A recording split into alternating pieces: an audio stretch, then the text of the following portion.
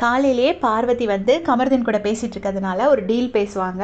பார்வதியோட பாத்திரம் அவ்வளோத்தையும் மத்தியானம் வந்து வினோத் வாஷ் பண்ணும், வினோதோட பாத்திரம் நைட்டு வந்து பார்வதி வாஷ் பண்ணுவாங்க அப்படிங்கிற மாதிரி ஒரு டீல் பேசியிருப்பாங்க. சுபிக்ஷா கிட்ட சொல்லியிருப்பாங்க. இப்போ என்னாச்சு அப்படின்னு பார்த்தீங்கன்னா, எல்லோரும் சாப்பிட்டுட்டு இருக்காங்க. சாப்பிடும்போது வினோத் அண்ணா முட்டை எடுக்கல போல இருக்கு. உடனே வினோத் உன்னோட முட்டை எனக்கு கூட அப்படின்னு கேட்குறாங்க. உடனே அவர் இல்லை இன்னைக்கு மட்டும்தான் எடுக்கலை அப்படிங்கிறாரு. அவர் டீசெண்டாக சொல்லாமல் இருக்காரு. அப்புறமா வேறு யாரோ சொல்கிறாங்க அது அவங்க குழந்தைக்காக ஒரு முட்டை எடுக்காமல் வச்சுருக்காருன்னு.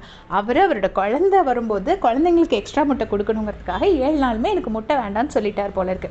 அன்னைக்கு அந்த பிள்ளைங்களுக்கு நிறைய முட்டை கொடுக்கணும்னு சொல்லிட்டு கேட்கவே இதாக இருந்துச்சு. அந்த முட்டையை பாரு கேட்டாங்க. உடனே அப்படியா அப்படின்னு சொல்லிட்டு நம்மளாம் அட்லீஸ்ட் ஐயோ தெரியாமல் கேட்டுச்சே குழந்தைக்கா வச்சுருக்கீங்க அப்படியா சொல்லுவோம். அப்படி இல்லை அப்போ விக்ரம் முட்டையாவது கொடு அப்படின்னு கேட்குறாங்க பாரு.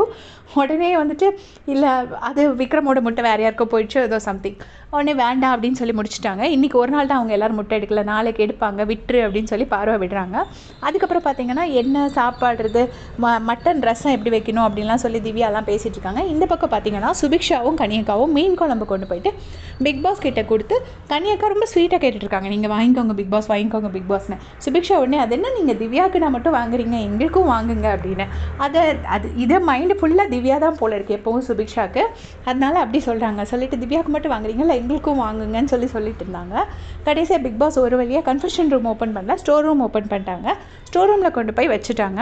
அப்புறமா இப்போ வந்து பார்வதி வந்து இப்போமே பாத்திரம் கழுவுறாங்க. ஏன் கழுவுறாங்க அப்படின்னா வினோத நான் சொல்லிட்டாங்களா ஃபேமிலி வீக் இருக்கிறதுனால உன் டைம்லேயே நீ கழுவிக்கோ, என் டைமில் நான் கழுவிக்கிறேன், நான் நைட்டே கழுவிக்கிறேன்னு அவர் சொல்லியிருக்கார் போல இருக்கு. ஏன்னா அவர் ரொம்ப எக்ஸைட்டடாக இருக்கார். அவரோட குழந்தைங்களும் அம்மாவும் வராங்க அப்படி ஒய்ஃபும் வராங்கன்னு சொல்லிட்டு. ஸோ இங்கே பாத்திரம் கழுவும்போது கம்ப்ளைண்ட் பண்ணிகிட்டே இருக்காங்க. ஐயோ நிறையா பாத்திரம் இருக்குது அப்படின்னு சொல்லிட்டு. நிறைய மத்தியானம்னா நிறைய பாத்திரம் வருது, இவங்களை எந்த நேரம் கழுவு வச்சாலும் அந்த நேரம் நிறைய பாத்திரம் வருது தான் சொல்லுவாங்க. பாத்திரம் நிறைய வருது அப்படின்னு சொல்லிட்டு இருக்காங்க.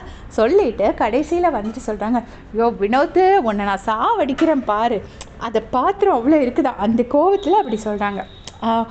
எனக்கு தெரியல எந்த நேரம் உங்கள் பாத்திரம் கம்மி அப்படின்னு ஃபீல் பண்ணுவாங்கன்னு. உங்களுடைய கமெண்ட் சொல்லுங்கள். தேங்க்ஸ் ஃபார் வாட்சிங்.